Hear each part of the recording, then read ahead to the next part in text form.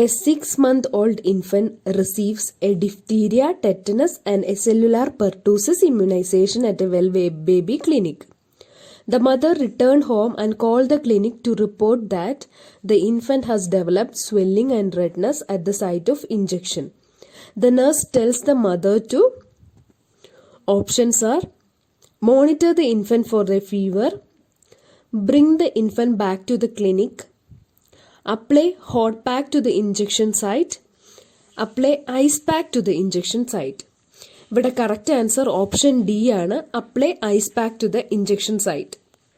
Occasionally DTP injection സൈറ്റിൽ ടെൻഡർനെസ്സും റെഡ്നെസ്സും സ്വെല്ലിങ്ങും ഒക്കെ വരാനുള്ള ചാൻസ് ഉണ്ട്. ഇത് റിലീവ് ചെയ്യിപ്പിക്കുന്നതിന് വേണ്ടി നമ്മൾ ഫസ്റ്റ് 24 hours ഐസ് പാക്ക് വെച്ചു കൊടുത്താൽ മതി. 24 hours ശേഷവും ഇൻഫ്ലമേഷൻ പെർസിസ്റ്റ് ചെയ്യുകയാണെങ്കിൽ വാം അല്ലെങ്കിൽ കോൾഡ് കംപ്രസ് അപ്ലൈ ചെയ്യാം. അപ്പോൾ ഇവിടെ ഓപ്ഷൻ ഡി ആണ് correct, apply ice pack. Shingles is caused by options are variola major, varicella zoster virus, CMV, toxoplasma. Correct answer option B ആണ്, വേരിസെല്ല സോസ്റ്റർ വൈറസ്. ചിക്കൻ പോക്സിന്റെ കോസറ്റീവ് ഓർഗനിസവും varicella zoster virus ആണ്. Chicken pox വന്നതിന് ശേഷം varicella zoster virus inactivated ഫോമിൽ nervous സിസ്റ്റത്തിൽ കിടക്കും. കുറെ നാളുകൾക്ക് ശേഷം ഈ വൈറസ് ആക്ടിവേറ്റ് ആയി ഷിംഗിൾസ് എന്നുള്ള ഒരു കണ്ടീഷനിലേക്ക് പേഷ്യന്റ് പോകും. So here shingles is caused by varicella zoster virus. A child is scheduled to receive inactivated polio vaccine, and the nurse preparing to administer the vaccine reviews the child's record. The nurse questions the administration of IPV if which of the following is documented in child's record. Options are recent recovery from a cold, history of frequent respiratory infections, history of an anaphylactic reaction to neomycin, a local reaction at the site of injection of a previous IPV. ഇവിടെ correct answer option C ആണ്, history of anaphylactic reaction to neomycin. Inactivated polio vaccine contain neomycin. അതുകൊണ്ട് തന്നെ history of anaphylactic reaction ഉണ്ടെങ്കിൽ, അതായത് നിയോമൈസിന് അലർജിയുള്ള അനാഫൈലാക്റ്റിക് reaction ഉള്ളവർക്ക് നമ്മൾ IPV administer ചെയ്യില്ല. It is a contraindication for IPV. മറ്റു ഓപ്ഷൻസ് ഒരു കോൺട്രാ ഇൻഡിക്കേഷൻസ് അല്ല, അതായത് കോമൺ കോൾഡോ റെസ്പിറേറ്ററി ഇൻഫെക്ഷൻ വരുന്നതോ അല്ലെങ്കിൽ local reaction at the site of injection of IPV, അതൊന്നും ഒരു contraindication for IPV administration അല്ല. അതുകൊണ്ട് കറക്റ്റ് ആൻസർ ഓപ്ഷൻ സി ആണ്, anaphylactic reaction to neomycin is a contraindication for IPV as IPV contain neomycin. Koplik spot is seen in options are measles, chicken pox, mumps, tuberculosis. Correct answer option A ആണ്, measles. Koplik spot is a characteristic feature of measles or rubiola. Measles ഉള്ള പേഷ്യന്റിന്റെ ചീക്കിൽ അല്ലെങ്കിൽ മൗത്തിൽ കാണുന്ന ഒരു tiny pin point blue white സ്പോട്ട്സിനെയാണ് നമ്മൾ കൊപ്ലിക് സ്പോട്ട് എന്ന് പറയുന്നത്. So here correct answer is measles. A 12-year-old child is scheduled to receive a series of hepatitis B vaccine. The child arrived at the clinic for the second dose. Before administering the vaccine, the nurse perform an assessment on the client and ask the child and parent about the history of a severe allergy to options are egg, penicillin, sulfonamide, previous dose of hepatitis B vaccine or components. Correct answer option D ആണ്, a previous dose of hepatitis B vaccine or component. Hepatitis B വാക്സിനേഷൻ്റെ ഒരു contraindication ആണ് previous anaphylactic reaction to previous dose of hepatitis B vaccine അല്ലെങ്കിൽ hepatitis B വാക്സിൻ്റെ കമ്പോണൻസിനോട് എന്തെങ്കിലും അനാഫൈലാറ്റിക് reaction കാണിക്കുകയാണെങ്കിൽ. For example aluminium hydroxide, yeast protein, ഇതൊക്കെ ഹെപ്പറ്റൈറ്റിസ് ബി വാക്സിൻ്റെ കമ്പോണൻസ് ആണ്.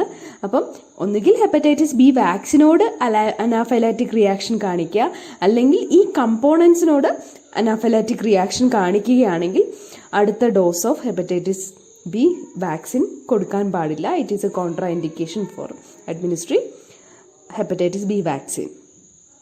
So the correct answer is option D.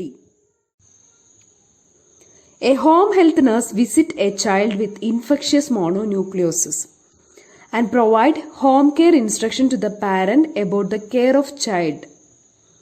The nurse tells the parent to options: maintain the child on bed rest for 2 weeks, maintain respiratory precautions for 1 week, notify the physician if the child develops a fever, notify the physician if the child develops abdominal pain or left shoulder pain.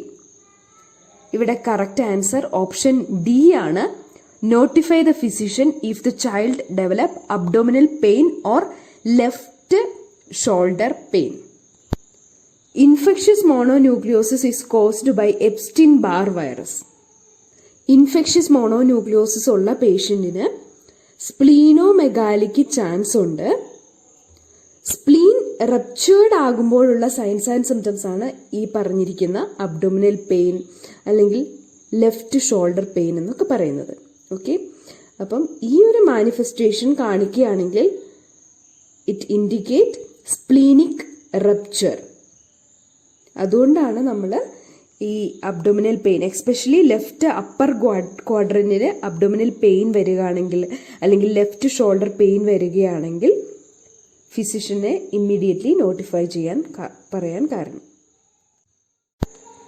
A child with rubeola is being admitted to the hospital.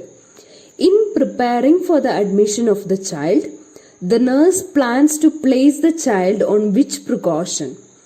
Options are neutropenic, enteric, airborne, protective. Option C ആണ് correct. Rubeola അല്ലെങ്കിൽ മീസിൽസിന്റെ mode of transmission airborne particle വഴി അല്ലെങ്കിൽ direct contact with infectious droplets. അതുകൊണ്ട് measles prevent ചെയ്യുന്നതിന് വേണ്ടി airborne precautions ആണ് നമ്മൾ എടുക്കേണ്ടത്. അതായത് മാസ്ക് വിയർ ചെയ്യുക, പ്രൈവറ്റ് റൂമിൽ ചൈൽഡിനെ പ്ലേസ് ചെയ്യുക, ഹോസ്പിറ്റൽ റൂമിന്റെ ഡോറ് ക്ലോസ് ചെയ്യുക, ഇങ്ങനത്തെ ആക്ഷൻസ് ഒക്കെ എടുത്ത് നമുക്ക് ഈ മീസിൽസിന്റെ ട്രാൻസ്മിഷൻ പ്രിവെന്റ് ചെയ്യാൻ പറ്റും. അതുകൊണ്ട് ഓപ്ഷൻ സി എയർബോൺ പ്രിക്കോഷൻസ് ആണ് correct answer. A clinic nurse prepared to administer a measles, mumps, rubella vaccine to a 5-year-old child.